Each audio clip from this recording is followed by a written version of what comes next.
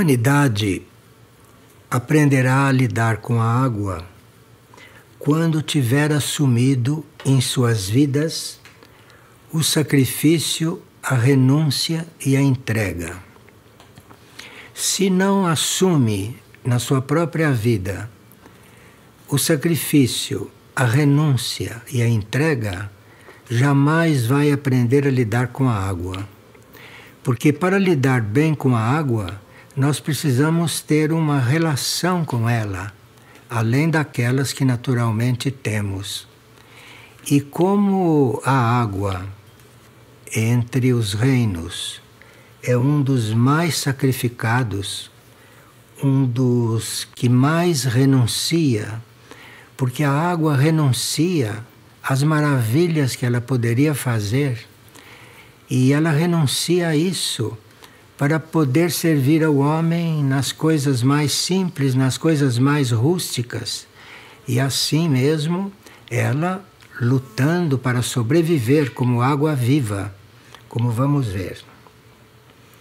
Então, o sacrifício, a renúncia e a entrega estão implícitos na vida da água. E, portanto, nós não aprenderemos a lidar com ela enquanto não tivermos equiparados nessas intenções. Existe um mistério na água que não é compreendido pela ciência terrestre. A ciência terrestre ainda é muito material e a ciência terrestre não pode conceber uma água que não seja física, uma água que não seja dessas que a gente conhece, que sai da torneira ou que está nos mares. A ciência terrestre não consegue conceber que a água é algo que tem início, que brota, que é criada, não na Terra, não no planeta. A água não começa no planeta. A água vem do fundo do infinito. A água vem no início de toda a criação. A criação não poderia acontecer se não fosse em a água. De forma que a água, lá na sua fonte primordial, no seu início, a água onde ela nasce, ela não é física, ela não é líquida, viu? Ela é um fluido, ela é um fluido universal, um fluido cósmico que a mente humana não tem condições de imaginar. Então existe um grande mistério na água, que é esse mistério de como a água surge, porque todas as outras coisas surgiram depois da água. E o homem ainda não tem condições de penetrar isto, ainda não tem condições de, portanto, saber usar a água corretamente. Porque algo que ele desconhece a origem, como vai usar corretamente? Só pode usar da forma que usa, mesmo porque o homem se mantém em um nível de ignorância com respeito às coisas do universo, às coisas do cosmos, que um dia deverá ser restabelecido, deverá ser curado e deverá ser restaurado. Quando desperdiçamos água, quando a envenenamos ou quando a matamos com produtos químicos, nós não sabemos o que estamos fazendo, não temos ideia do que estamos fazendo. E não temos ideia dos débitos kármicos que estamos adquirindo com essa forma de tratarmos a água. Porque primeiro matamos a água e depois a usamos. E isto entra no nosso débito kármico. Vocês veem quanto é complicado o karma humano. E uma das razões desta complicação kármica, uma das maiores razões é a incompreensão do homem com relação à água. Um dos karmas mais graves para a humanidade é o karma produzido com o mau uso da água. É bom que se saiba disso. Os que podem acreditar nisso, os que podem conceber isto, devem mudar completamente a forma de tratar a água e de usar a água. Porque o desrespeito e a indiferença da humanidade, das técnicas, está impressa na água que nós usamos. Então, através da água, chegam para nós muitos impulsos, chegam para nós impulsos fundamentais. E da forma como a água é tratada antes de chegar a nós, vocês veem que isso modifica um pouco a nossa relação com ela, ou melhor, impede uma relação correta que poderíamos ter com ela. Então nós deveríamos ter um trabalho profundo na nossa intenção de usarmos a água, de estarmos unidos com a água da melhor forma possível, da melhor forma que pudermos. E mesmo assim já sabemos que estaremos em débito. Bem, por exemplo, vocês percebem a renovação que o corpo físico passa por ela quando toma um banho e após o banho. Então, depois de um dia cansativo, um banho mostra a você um dos pontos que todos nós podemos sentir.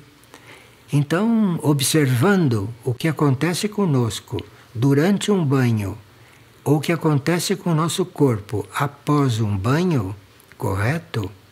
Vocês podem avaliar o quanto estaríamos diferentes se soubéssemos usar a água em outras situações, fora de um banho, não é? Então, o quanto desperdiçamos esta graça, o quanto desperdiçamos esta luz que a natureza nos dá gratuitamente. Se nós aprofundarmos este assunto, veremos que este poder renovador da água pode se mostrar um pouco mais.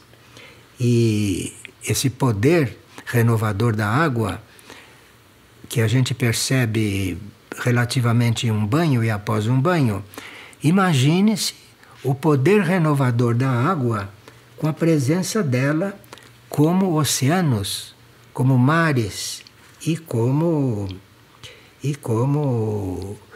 rios e lagos. E vemos como tratamos os mares, como tratamos os oceanos, como tratamos os rios e os mares. Bem, para começar, nós teríamos que reconhecer que a água é um veículo para a condução e armazenagem de cargas magnéticas. De forma que a maior parte da rede magnética da Terra planetária encontra-se nos oceanos. E nós teríamos que ter os oceanos tratar os oceanos com muito mais respeito, porque ele representa a rede magnética planetária. E essa rede magnética significa, inclusive, a transmutação de tudo aquilo que a humanidade produz, com seus corpos físicos, emocionais, mentais, a transmutação disso tudo. O maior elemento transmutador são os oceanos. Se não fossem os oceanos, o que a humanidade emite tornaria o ar irrespirável, tornaria a terra irrespirável. E é por isso, talvez, supõe-se, é por isso que os oceanos têm a maior parte da superfície da Terra. Talvez seja por isso que 70% da superfície da Terra é tomada pelos oceanos. E se não fossem assim tão frequentes em todo o planeta, seria irrespirável o que a humanidade produz. O elemento água é o símbolo dessa rede salvadora. Percebe? O elemento água é o símbolo dessa rede salvadora. A criação conta com a água para que a gente não pereça. Não só porque o nosso corpo precisa de água, mas principalmente porque os oceanos transmutam tudo aquilo que, expelido por nós, começaria por nos envenenar. Então, a água é o símbolo de uma rede salvadora neste planeta. A água tem como características maleabilidade e adaptabilidade. A água é muito maleável, a água é flexível, a água se adapta a um copo, a uma xícara, a um oceano, a um rio. A água é muito adaptável e ela representa mesmo em um copo, reduzida a um copo, ela representa ali o que ela é de verdade, o que ela representa, não é? Para nós. Então, teríamos que nos preparar para usar a água corretamente se quisermos entrar em etapas mais avançadas nas quais poderemos passar por transmutações. De forma que a nossa relação com a água não é só uma coisa higiênica e nem só uma coisa ética. A nossa relação com a água representa a nossa entrada em uma etapa mais avançada da nossa vida sobre a Terra. A nossa relação com a água, como essa atual, não vai permitir que a gente entre numa outra etapa de vida, porque isto é básico, porque a água faz parte do nosso organismo. Aqui nós poderemos ver, por exemplo, o poder renovador da água, o poder renovador que ela produz em nós. E vejam como é importante e como isso vai além da parte física, além do que um banho proporciona, porque se nós não tivermos um banho regular, um banho correto, não sei como seríamos, não sei como grosseiros seríamos. Agora, então, apesar disso, a água revitaliza a nossa aura. Não só ela limpa o nosso corpo físico do pior, como também ela revitaliza a nossa aura, ela revitaliza o nosso corpo etérico e facilita o relaxamento da rede etérica. A rede etérica dentro do corpo físico está muito tensa pelas circunstâncias em que vivemos, pelas grandes cidades, enfim, pelas circunstâncias em que vivemos.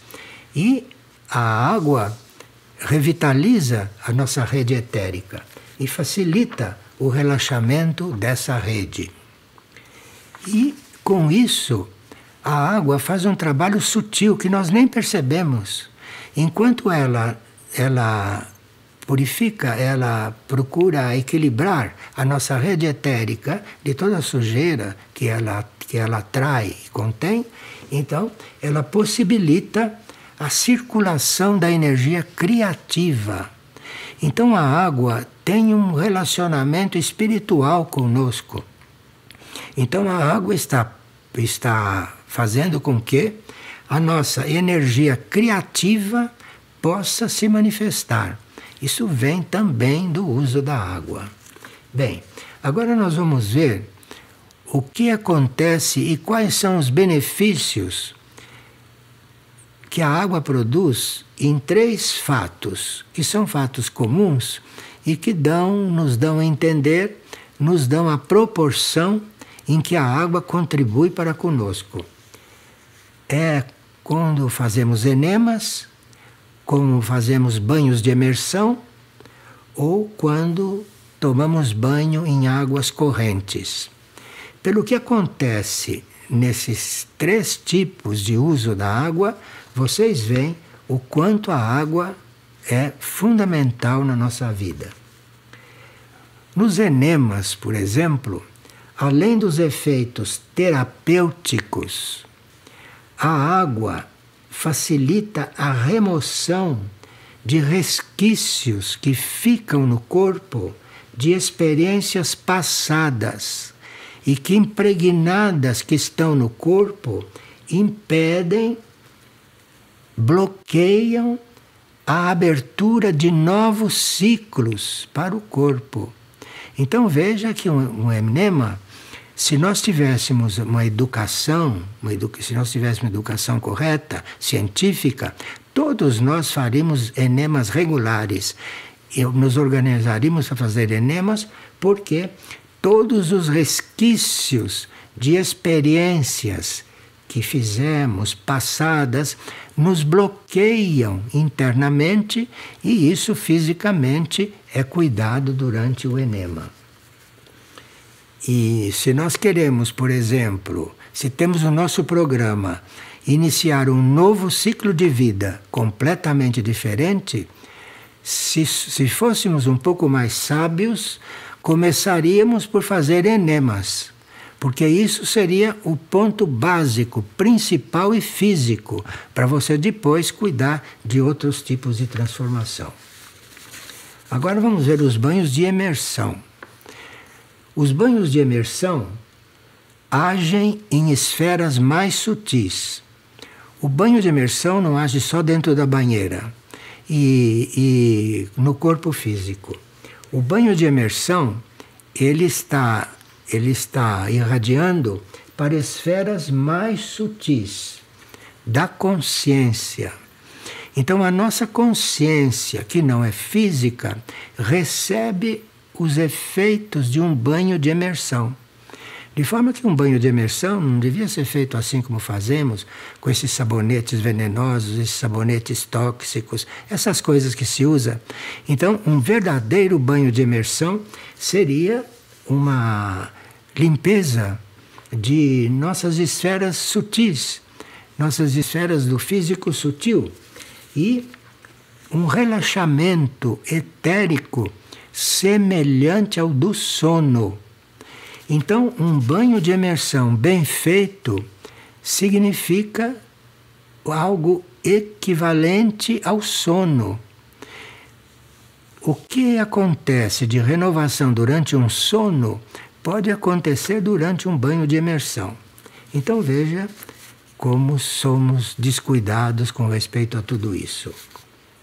Agora, banhos nas águas correntes. Esses são tão atuantes que o banho na água corrente, porque a água estando corrente, ela tem mais vida e ela age mais sutilmente. Então, um banho em água corrente renova resistências psicológicas. Você economizaria muito de psicólogo se tomasse banho em águas correntes, porque as águas correntes removem resistências psicológicas, removem esses obstáculos que impedem o livre desenvolvimento do indivíduo.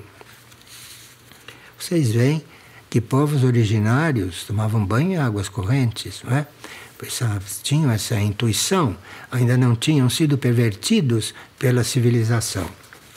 Então, e o banho de água corrente nos ajuda na nossa desidentificação com o corpo físico concreto. A água corrente produz isso. E você fica, então, bem mais liberado desse peso físico, porque a água corrente faz com que você se desligue um pouco disso. Bem, agora, além dessas 3 questões, que são muito básicas, na água está implícita a pureza, a transparência e a abundância. A água é símbolo de abundância. A alma da água é abundância. A água tem uma abundância que não permite que ela falte, Na alma dela tem essa abundância.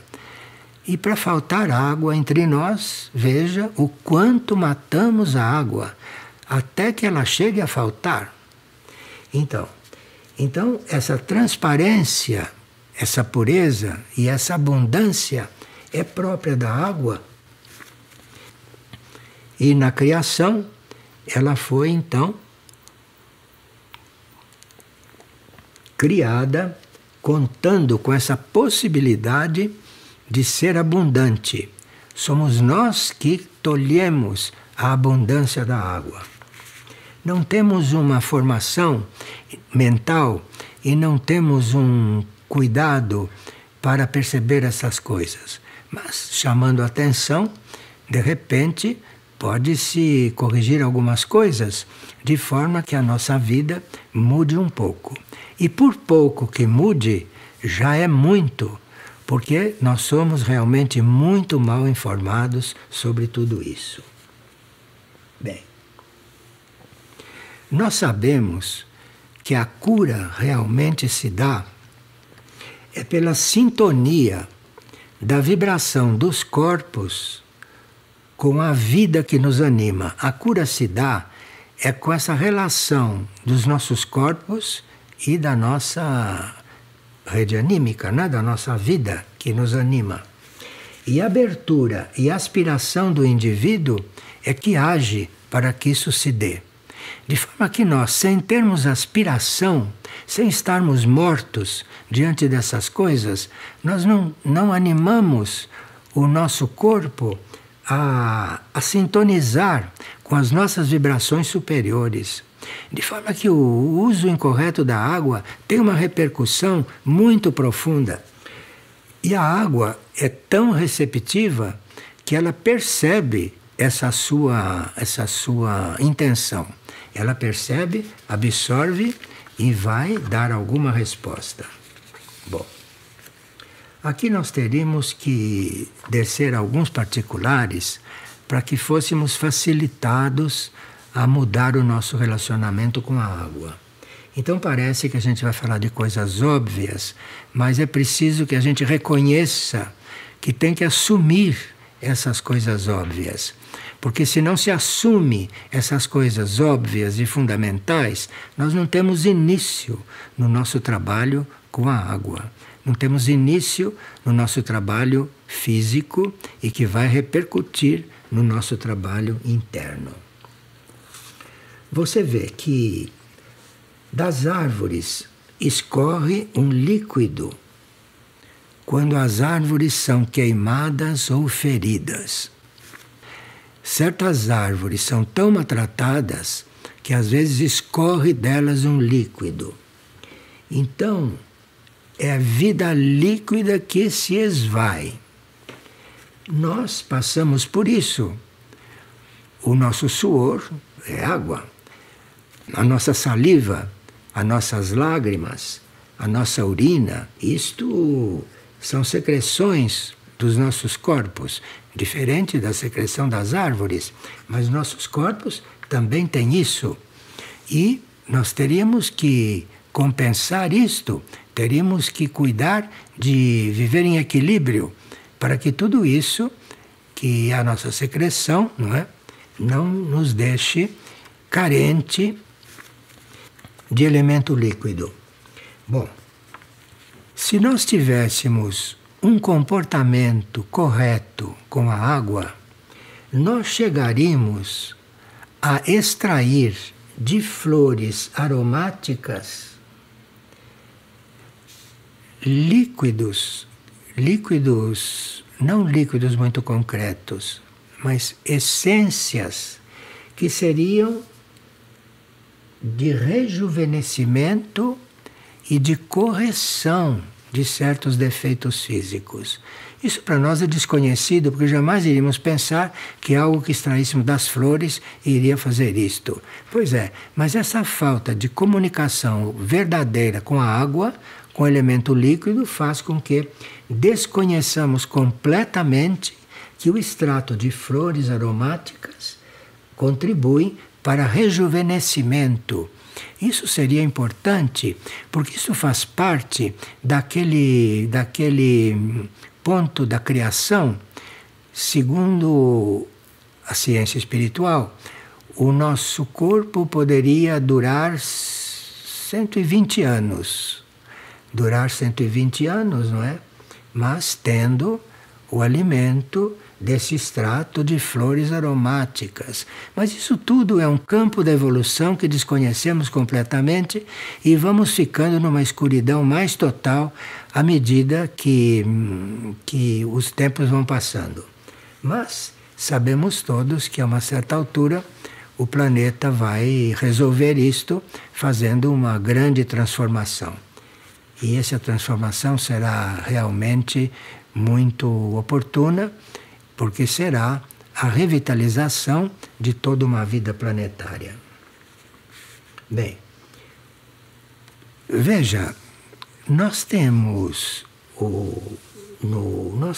na atmosfera o estado gasoso da água. Na atmosfera, a água em estado gasoso.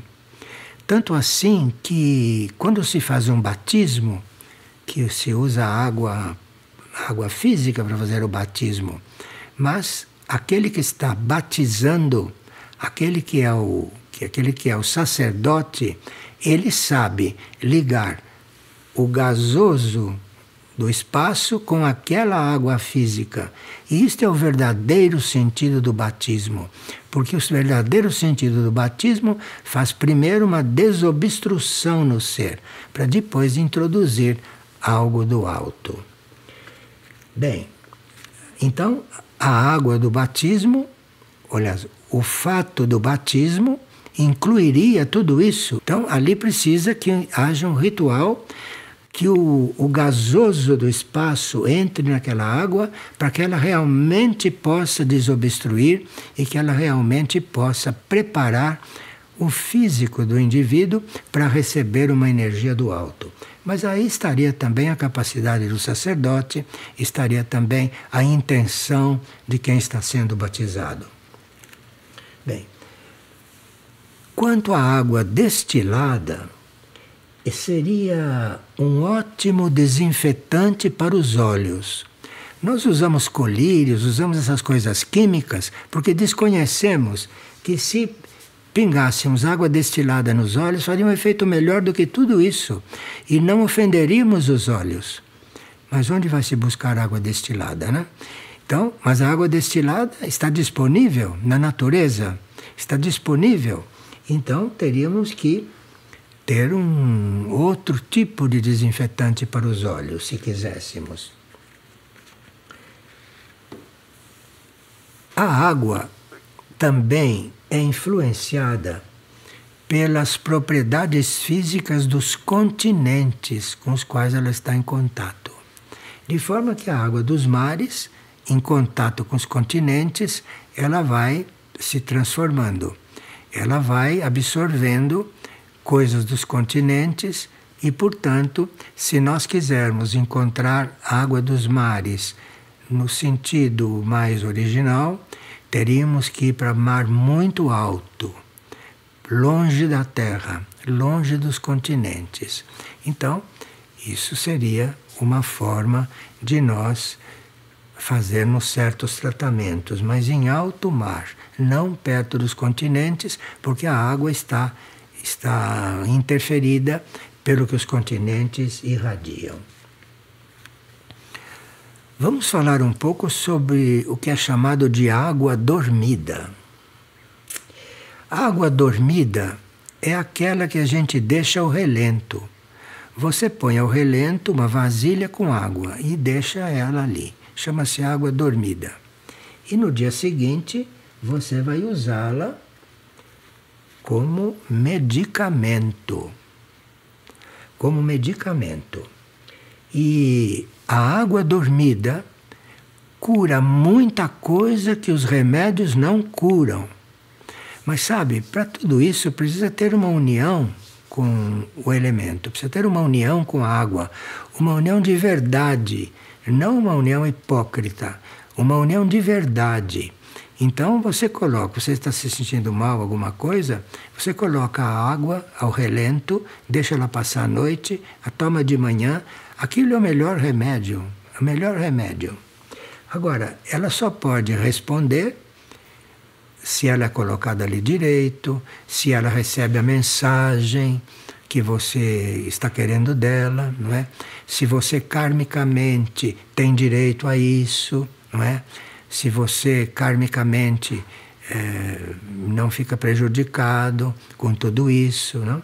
Porque o desperdício de água que se faz, a sujeira que se põe na água, tudo isso impede que a água dormida, que a água posta ao relento, não é? Possa fazer um bem para nós.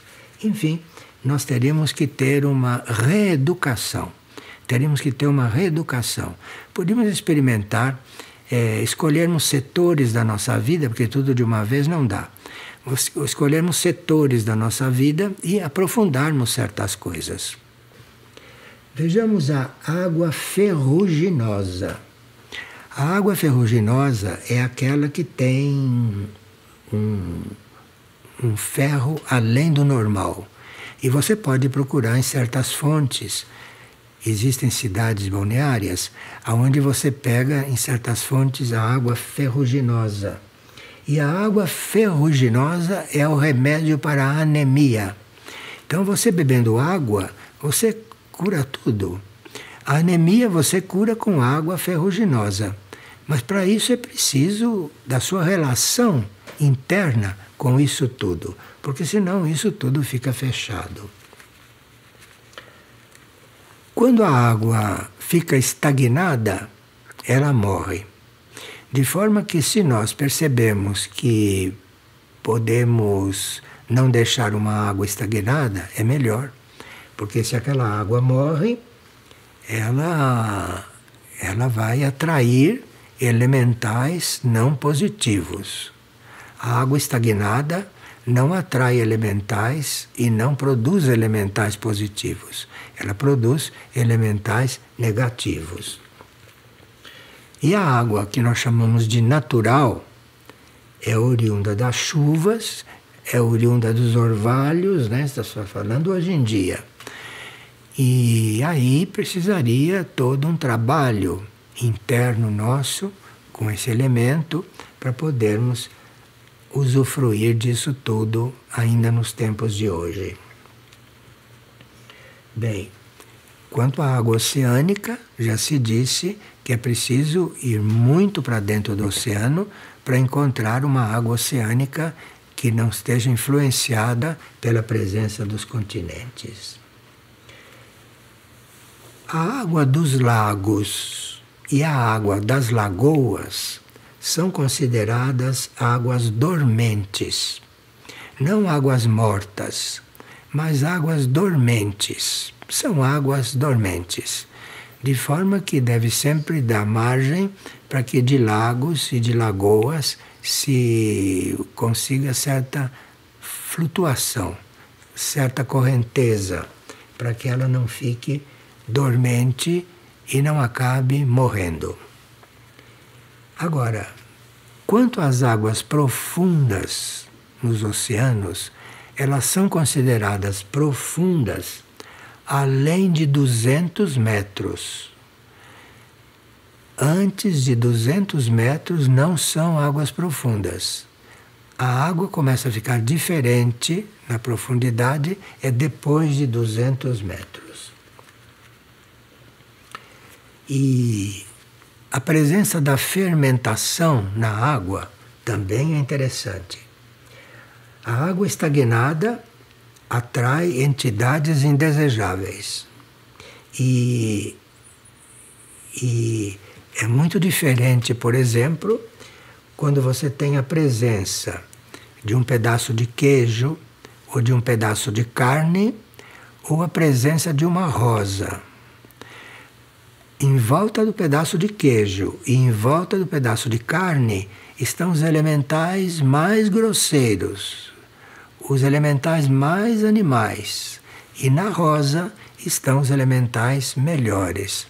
De forma que a sua despensa, as suas prateleiras, a sua geladeira pode ser um ninho de coisas ou de outras, não é?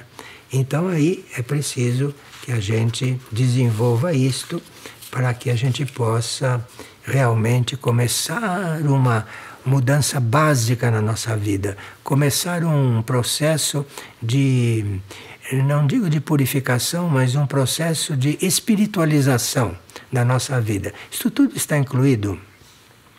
Bem, agora, nós tivemos no início correntes de seres extraterrestres que vieram criar as civilizações da Terra.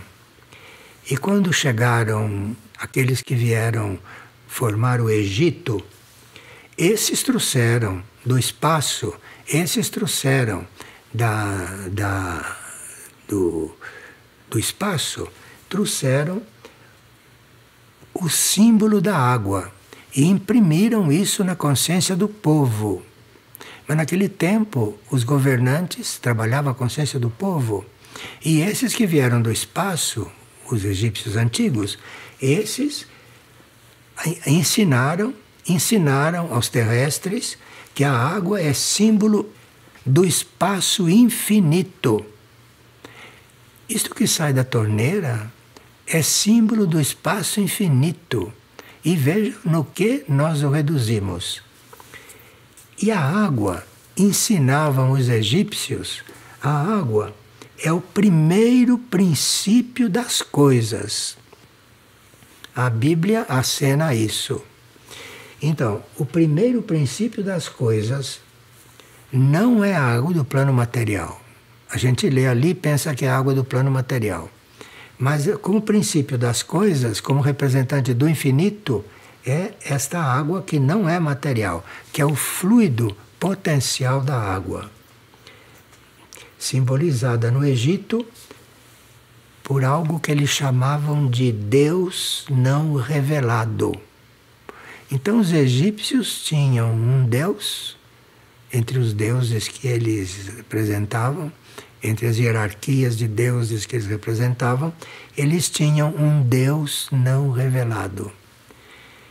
E a água é tão importante que a representação desse Deus não revelado era a água, não no plano material. Mas eles tinham esta capacidade de se aprofundar nestas coisas.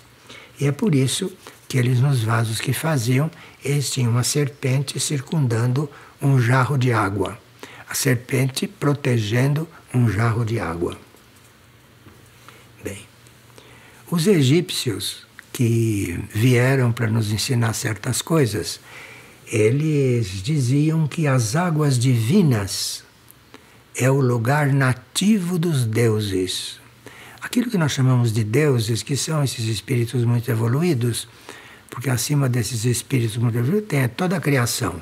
Mas o que nós chamamos de deuses, esses deuses nascem neste ambiente que seria o ambiente líquido no espaço. É impossível imaginar isto, mas é bom tentar imaginar, porque de alguma forma nós nos coligamos com isso e vamos aprendendo a viver. Bem, e os egípcios nos ensinavam, temos que recorrer aos egípcios, porque hoje não tem quem ensine isto.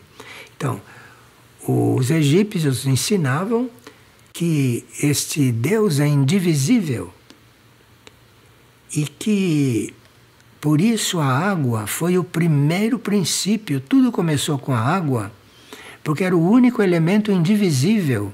A água não se separa. A água é indivisível. Então, a água corresponde a essas águas divinas, aonde surgiram esses primeiros deuses. Bem, conclui-se que a água é um mistério para os nossos sentidos. Por mais que os nossos sentidos queiram penetrar, não vão descobrir essas coisas. Então a gente precisa saber de certas coisas para nos aproximarmos dessas realidades, para nos abrirmos a vibrações mais internas, mais interiores e emergirmos desta densidade em que se vive aqui na superfície. Então, existem mistérios ocultos aos nossos sentidos, e um dos mistérios ocultos é a água. Veja, a água benta, todos vocês conhecem a água benta, era um dos mais antigos rituais praticados no Egito.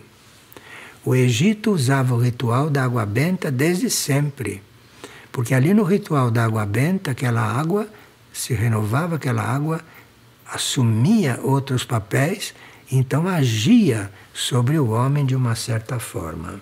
Isso também se deve ao Egito, e foram egípcios que descobriram isso, e foram egípcios que introduziram isso neste planeta, a água benta, que é uma coisa também que a gente usa assim um pouco superficialmente, sem saber com que está lidando. Isso segundo se ela realmente foi benta, né? Mas a gente usa isso um pouco superficialmente e teríamos que nos regenerar um pouco com certos usos. Vamos agora falar um pouco das neves eternas e das geleiras, porque algo nos diz que teríamos que saber um pouco disso. As neves eternas e as geleiras, o que existe aí é a poeira cósmica. De forma que você está diante de uma geleira, você está diante de uma neve eterna, você está diante de poeira cósmica. Então, que nos coliga com os níveis mais distantes dos universos. Então, se você está diante de uma geleira, você está diante de uma neve eterna, vocês estão em contato com os níveis mais distantes do universo. Vocês ouviram falar que mestres ascensionados têm a sua casa no ponto mais alto do Himalaia. Sim, porque ali tem uma circulação direta com os níveis mais distantes do universo. Portanto, beber água das neves produz algo muito especial. E nós precisamos ter cuidado com isso, porque se não estivermos preparados, e se não estivermos educados, e se não estivermos controlados, essa água das geleiras, poderosa como é, vai dar um crescimento excessivo para certas glândulas do nosso corpo. Então, nem sempre nós podemos estar lançando mão de águas de outras formas. Água de geleira e água de neves eternas, isso tem que ter muito cuidado, porque nós não estamos em condições de usar isso, porque isto produziria um hipercrescimento para certas glândulas nossas e, portanto, doenças. Certos organismos das águas não podem viver em água fervida. Então isso aqui é muito interessante, porque nós precisávamos saber usar água fervida. Nós não temos o menor critério, acendemos o fogo e aquilo fica lá fervendo até evaporar. Então, certos organismos não podem viver em água fervida. Então a água toma fervura e já começam a morrer muitos elementos da água. E para você tomar a água que foi fervida, os micróbios nela já morreram, mas ela absorveu da atmosfera uma grande quantidade de partículas mortas. Então, quando você ferveu a água, aquilo não é para tomar. Porque aquilo, se ela já matou todas as coisas e você toma coisas mortas, ou então você toma as coisas mortas que estavam na atmosfera e que a água fervida absorveu. Então a água fervida, que esfriou, transmite ao organismo uma grande estagnação. Então se você ferve a água, deixa esfriar, depois usa aquela água é estagnante. Aquela água deixa o cérebro estagnado, deixa o cérebro adormecido. Então é preciso muito cuidado com o uso da água quente, do uso da água esquentada, não? Preciso muito cuidado com isso. A água ferveu demais, é água morta. E aí depois começa a absorver coisas mortas do espaço, que estavam mortas há muito mais tempo. Então é isso que a gente toma. Então, e a água pura, sem ser fervida, a água pura sem ser mexida, é um grande medicamento. É um grande medicamento. E se nós tivéssemos a possibilidade de termos água pura, de termos água não clorada, água não cheia de coisas, a água pura pode curar qualquer ferimento. É que nós não temos água pura. Mas, se houver oportunidade de você ter água de uma fonte e você ter um ferimento, experimente tratar aquilo com água pura. Porque isso cura,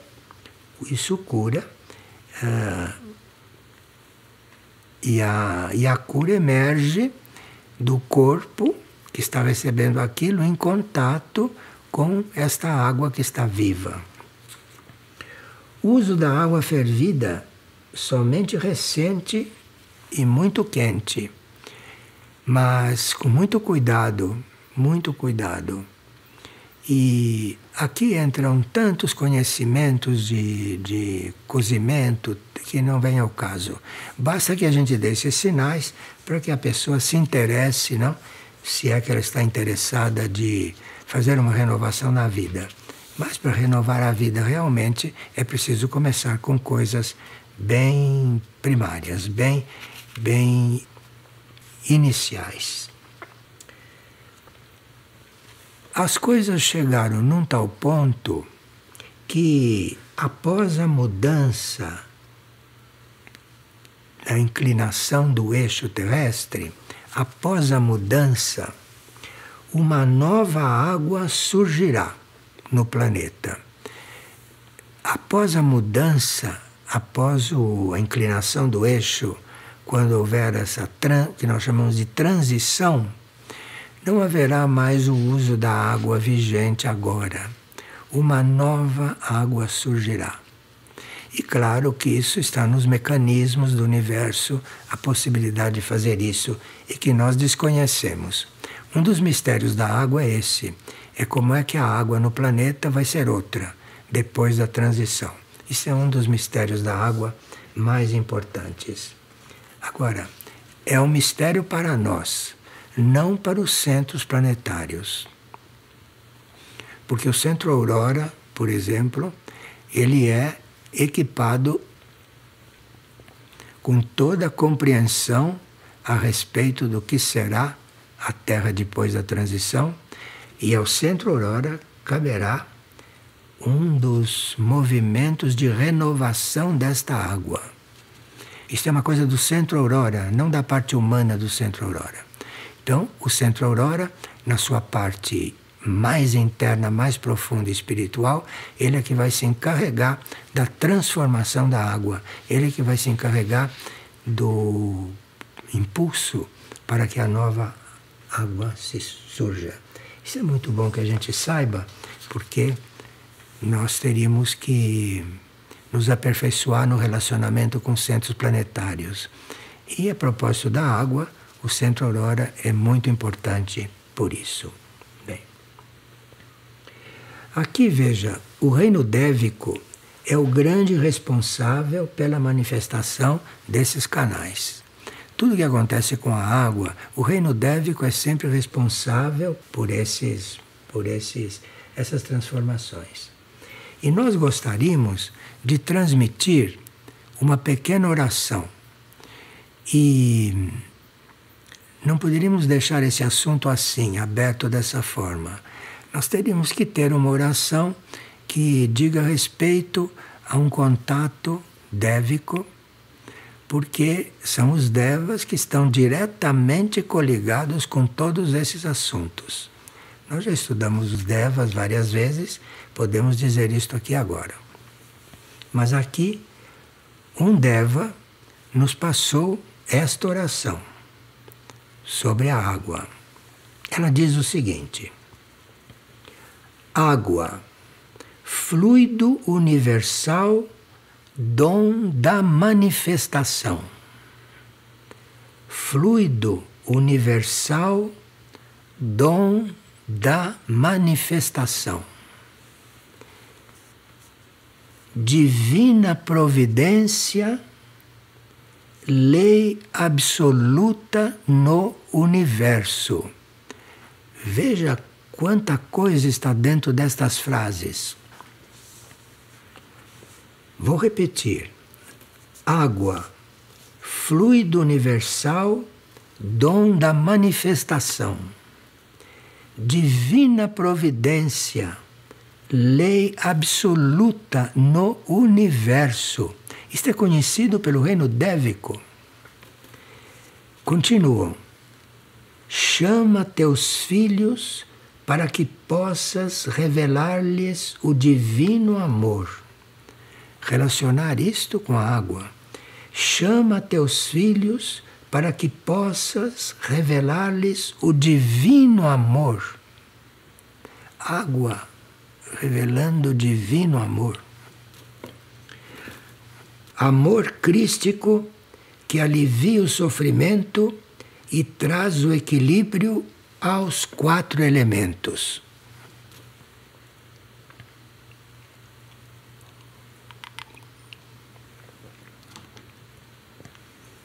Amor crístico que alivia o sofrimento e traz o equilíbrio aos 4 elementos. Como é importante, hein? E o Deva cita as cascatas do Iguaçu. E o Deva prossegue, hein? Força, beleza e ternura expressos pela Mãe Natureza através do seu amor. A água, como integrante do reino mineral, tem a função de sintetizar todas as experiências desenvolvidas por todos os demais estados de consciência.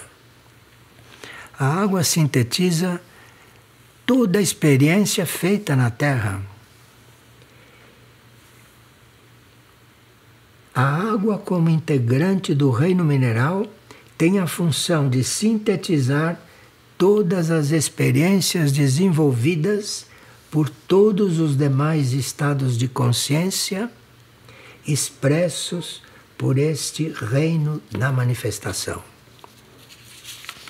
Bem, nós teremos que nos interiorizar um pouco, teremos que buscar algo dentro de nós que pudesse acolher todas essas coisas, não? Que pudesse acolher e esses devas pronunciaram mais uma frase que é muito boa a gente receber.